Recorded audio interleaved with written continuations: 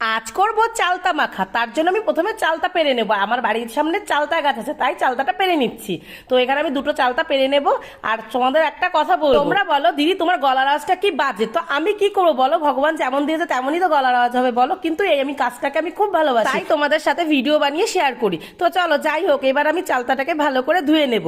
তো চালতা মাখা কার কার প্রিয় আমাকে কমেন্ট করে কিন্তু জানিও। আর তোমরা কেমন কেমন রেসিপি চাও সেটাও কমেন্ট করে জানিও। আমি অবশ্যই চেষ্টা করবো ভিডিও বানানোর জন্য। তো চলো যাই হোক, দেখো এখানে চালতাটা ধুয়ে নিয়েছি আর ভালো করে চালতাটা কেটে নিচ্ছি।